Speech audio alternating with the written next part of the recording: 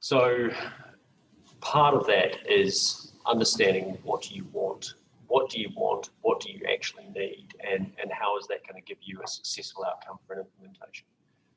Then, given those circumstances, you need to clearly communicate what it is you need, what it is you want, and how you want the other side to kind of come to the party on that. But it can't all be a one-way street. You really do need to listen to the other side. They will have a very different countervailing view, and ultimately, those discussions are very helpful to understand what has gone wrong. Because if communication hasn't happened well up to that point, this should be a reset button. And you should be talking very proactively and very openly with the other side. Yeah, look, and I've seen a circumstance where a customer had all of the rights that they needed. There were liquidated damages and everything. The supplier actually said, "Yeah, look, sorry, it is a mistake that we've made, but it's a mistake that's actually at the core of our solution.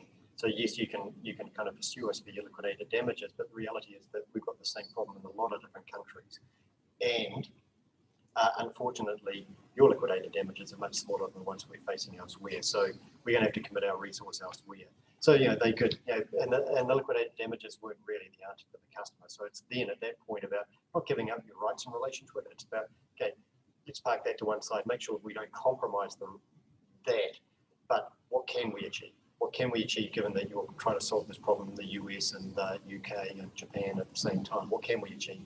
And then trying to get to that point of kind of cauterizing the wound for yourself first, making sure that that things aren't as bad as they could be, and then going back and saying, okay, right, we've got back to a kind of a position that we can live with. Now, what else should we be doing? Absolutely. And through this process, it's very easy to just kind of go away and sulk in a corner. But that's not going to help. You need to positively engage, and you also need to, we've said you need to keep your hands clean. You need to continue to proactively kind of try and progress this project until the decision is made not to, basically. And so that's why we've then got a termination question mark, because that may ultimately be the answer, that you terminate the agreement with the customer or the supplier, depending on which side of the fence you're on. But either way, you need to, particularly to the customer, you need to understand, what is my plan B? What is my other plan B?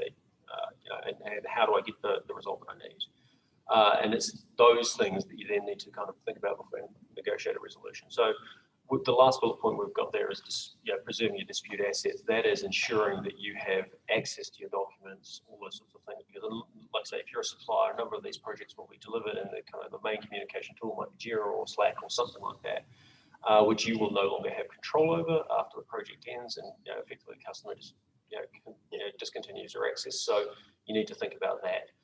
You also need to think about your people. As we said, these tech disputes are inevitably hard, and they will inevitably take a wee while to get to court if that's ultimately where you get to. And so if your people may leave in the interim, and if that's the case, be nice to them.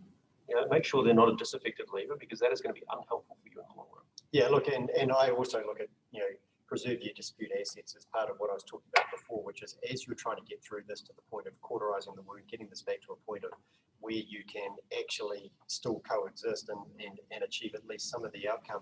Just make sure that in the process of doing that, you don't end up compromising an argument that you might want to be running in relation to why you shouldn't be accountable for that damage, or why you should be able to recover that loss, or whatever it is. So, I see those also as dispute assets.